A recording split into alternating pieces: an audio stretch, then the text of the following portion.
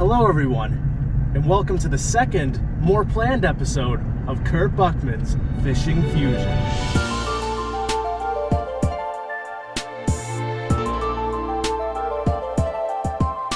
So right now we're on our way to a pond. Me and Joey are with the proper equipment to do so. And this place isn't necessarily somewhere where there are a ton of fish. Or no, never mind. It is a place where there's a ton of fish, but none of them are that big. But since we're virtually guaranteed to catch something here, I think that it's definitely the place to go for the second episode, given on the first episode we didn't catch anything. So we're gonna see how this goes.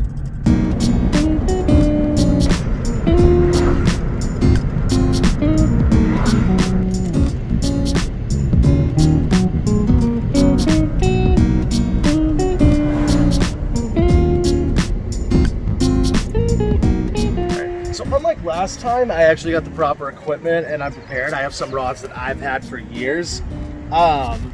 So here's the thing about this place. This place is nasty. And I don't mean nasty in terms of there's huge fish. I mean nasty as in it's actually just a really gross pond that's really polluted. But we got some Canadian geese and some mallards over there. So we're gonna try and sort of part the Red Sea, if that's the saying. I don't know if that's the saying, but so yeah, we're gonna see if they'll move, because they probably will. I fished here. I fished this place a ton over the last summer, and they typically moved out of the way for me. So we'll see how this goes. Also, watch out for geese crap.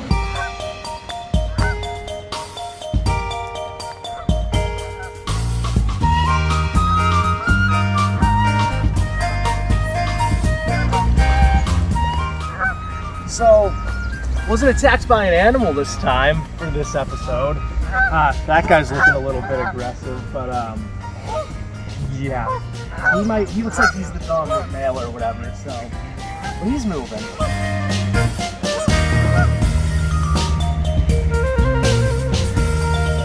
There's a family. So yeah, this one's a family. So they're definitely a bit more, let's just say, dangerous than the other ones. I'm not going to bother them. I'm going to try and go around them as peacefully as possible, as to not get killed.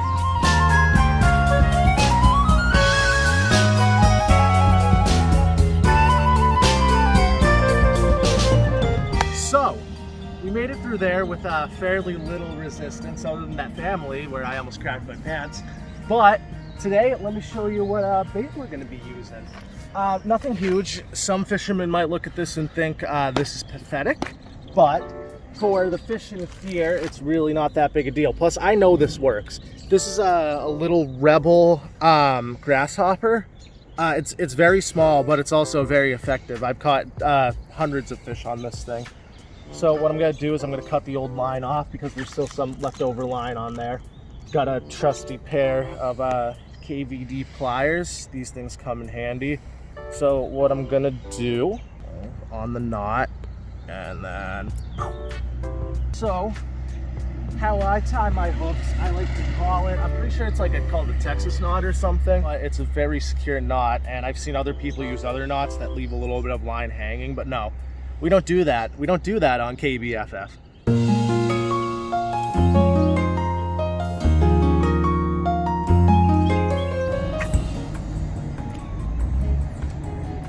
Already. I just saw something go for it already. So this thing swims, it's a crankbait technically, even though it doesn't really look like one. So it kind of swims like a, if I could get it right. Pulling is kind of tough, but it swims like a fish. You can kind of see how it does that. Didn't quite catch, but something just grabbed it. It might have just been a sunfish pecking at it, but it's better than nothing. So, there we go. First fish on Kurt Buckman's Fishing Fusion. So right here, it appears that we have a bass. This one looks to be a male. So that's how small it is. But like I said, look, it's not huge. It's nothing huge. This guy's definitely been caught before. Look at that lip. Look at that lip job right there. He's definitely been caught before. But that makes it a hell of a lot easier to get the hook out. I didn't hook him that bad. I have a tendency to really hook these things, but that's such a small hook that it doesn't really hurt them that bad. But this guy's definitely been caught before. I wouldn't have caused that much damage with that hook. So yeah. So here on Kurt Buckman's Fishing Fusion, we release the fish. We don't eat him. I'm not gonna eat this guy. He doesn't deserve it. Plus, I would not eat a fish that came from this pond. So we're gonna throw him back. But yeah, so already it's a success. So we're gonna stay here a little longer just to see what more we can do. Bye, buddy. Seems like doing this. It kind of jerks. Because reeling it in consistently, I wasn't really getting anything, so I tried a little new strategy where I'd crank it every once in a while. Different fish like different things in different ponds. So it appears the fish in here like rapid movement, but they don't like constant movement. You know what I mean? So like just reeling it in, like if you see my hand, I just kind of reel it. You know, maybe give it a little jig there and then just reel it again. But doing a consistent this doesn't seem to be doing it for him. In some ponds it does. But I know the fish in here like cranks. It's just kind of getting that behavior down. Therein lies the challenge. This thing's also a floater, which means it floats.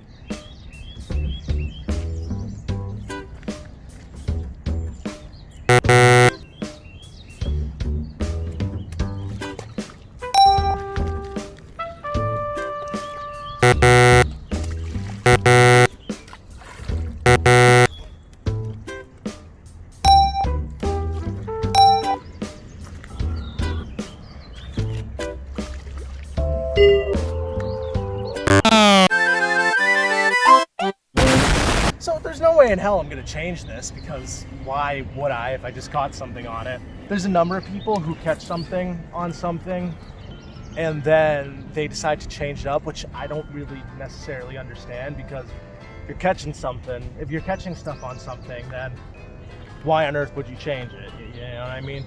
Ooh. Ooh. Oh, that was close. Oh, don't step on the rod! You're good, just don't back.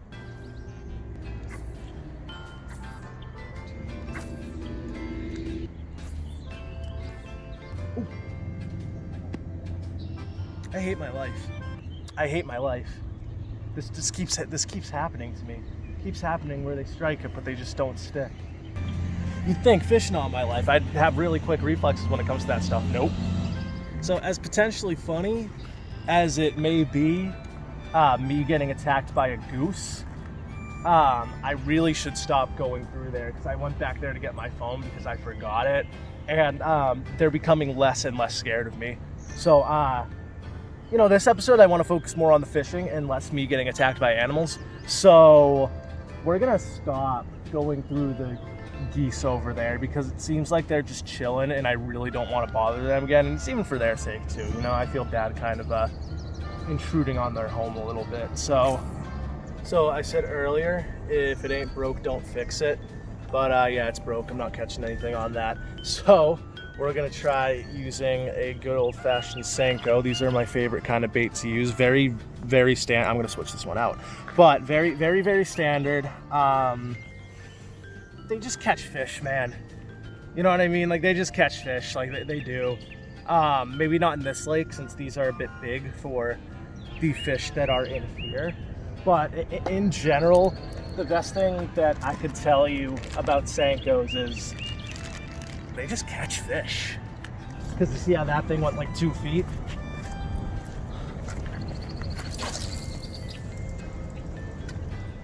Oh.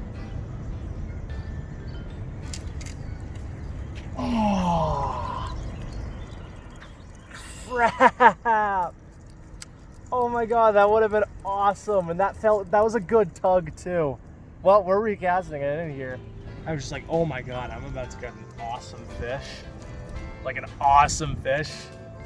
Not that getting any fish isn't awesome, because even though that little guy wasn't even a keeper, I'm still glad we caught something. But imagine if I just pulled a friggin' like 6-pounder out of this hole. Like, That'd be killer.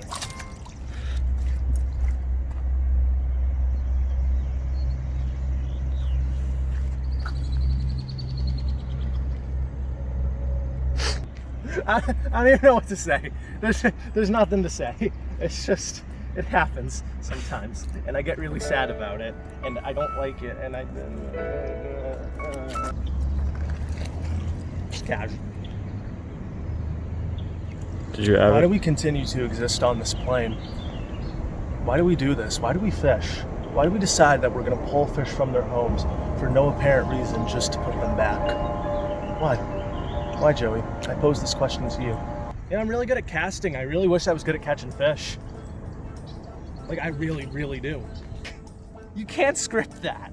Like, that was a genuine reaction to me losing a fish. Me literally questioning why I exist on this plane, and I just missed another one. I just hit the camera with my rod. I'm literally going insane here, trying to catch fish. And I don't know why. I can't do this. I don't know why I can't do this. I caught one little one, but I don't know. I have a feeling there's like just a 7-pound monster here just mocking me. For reference, my personal best is a 5, which is cool, but like I want to catch something bigger, and I have a feeling it's in here for some reason, and I have a feeling I've missed it. So where are we getting lunch? Are we getting lunch? I don't know. You figure it out. Burger King? Want Burger King? Yeah. Ooh. Like, that's prime. Like I said, if at first you don't succeed, cast towards the weeds. Like, I'm doing that perfectly. Or wait.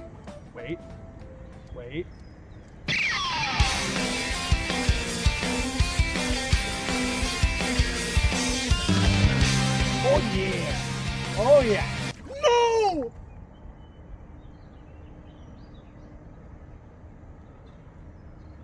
It was right there. You saw that? It was right there. So we got 1/2 fish so far. Yes. I've hooked, like, listen, I've hooked probably like 12, okay? But I've caught like 1. And that one wasn't big. At least I could see that one wasn't big, but still, it's still disheartening. That one didn't even hit that hard. I didn't even think I had something on the line at first. Joey, I swear to holy God, I don't care if we stay here till 5, till we have to go. I'm catching something else. Well, I have faith that we'll have a second one soon. That's what I'm laying out the ground rule right now. Like, this is the line. We're leaving when we get a second one. Here it comes. I think that's just a regular blackbird. So I just had an epiphany as to why these fish aren't catching. These fish aren't very big, right? And this worm, this is a 5-inch. So what they're probably doing is they're not choking up on it enough. They're not grabbing the hook. They're just grabbing the tail and hanging on. Because I have set the hook. You guys see me crank back on the rod. It's not like I'm not trying to jam the hook in there. It's just that they're grabbing this. And that's why my worm's been getting ripped in half. That's why my worm has like already twice now gotten ripped in half, because fish are grabbing this instead of this, since they can't choke up that much. So we're gonna try again. I'm probably gonna do a few more casts with this thing, and then I'm gonna go back to the cricket for a little while. So I can't cast that far again since I'm using the grasshopper, grasshopper.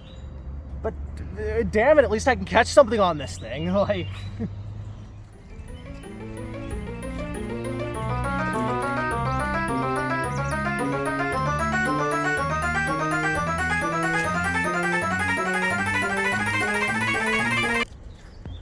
Wow. Oh my God, look at the size of that. Well, it's not that big, but it's a keeper. So there we go, guys. Holy crud.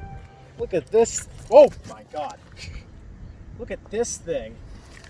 This is probably the biggest fish I've caught in here. Not the biggest fish I've caught in general, but this guy's got to be at least a pound. Look, he looks like he's never been caught before. Let me dip him in the water so that he looks a bit cleaner. Look at that. He's beautiful. Yeah, no, really, look, that's where I hooked him, so that's the first time. It's probably the first time this guy's ever been caught. He is a beauty. Wow. Gotta throw him back. Always throw him back. But there we go. Like I said, I promised I was gonna catch a second one, and I provided. So, yeah, gross fish. All right, well, you have it.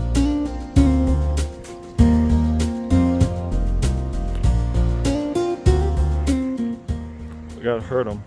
This can only go so wrong. They should be going that way, but they're going towards the road.